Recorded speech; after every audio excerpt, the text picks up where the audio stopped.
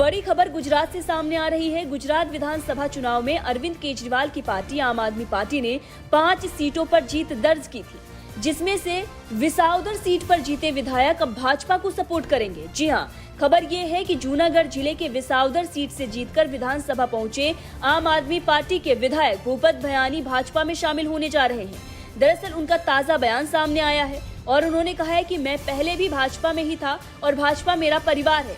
इसके साथ ही आम आदमी पार्टी के विधायक ने प्रधानमंत्री नरेंद्र मोदी और आरएसएस की भी तारीफ की है।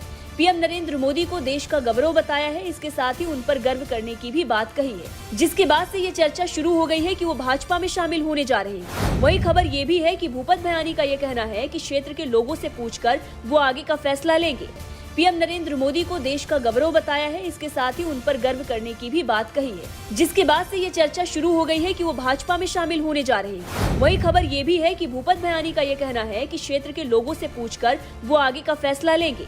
लेकिन जाहिर तौर पर केजरीवाल के लिए ये तगड़ा झटका है, क्योंकि भूपत दबंग नेता माने जाते हैं। वहीं गुजरात में आम आदमी पार्टी जिन आंकड़ों की बात कर रही है, उसमें भारी गिरावट दिख रही है। 5 सीटों में से 1 सीट सीधे तौर पर केजरीवाल के हाथ से निकल रही है। वहीं आम आदमी पार्टी के एमएलए की बात करें भूपत भयानी की, तो वो विधानसभा चुनाव से पहले बीजेपी छोड़कर आम आदमी पार्टी में शामिल हो गए थे। विसाउदर विधानसभा चुनाव जीतकर आम आदमी पार्टी के विधायक बने भूपत भयानी क्षेत्र में बीजेपी के दबंग नेता के रूप में जाने जाते थे।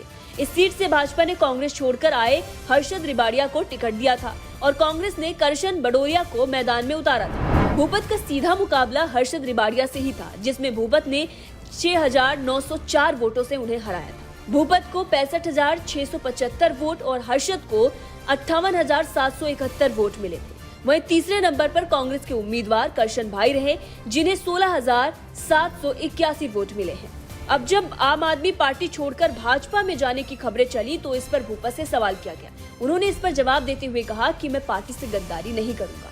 लेकिन आपको बता दें कि चुनाव जीतने के बाद भी पत्रकारों ने भूपत से बीजेपी ज्वाइन करने पर सवाल किया था। उस दौरान भी उन्होंने यही कहा था कि मैं उस पार्टी के साथ व्यापार करने का सपना भी नहीं देखूंगा जिसने मुझे विधायक बनाया है, क्योंकि मैं किसान का बेटा हूँ।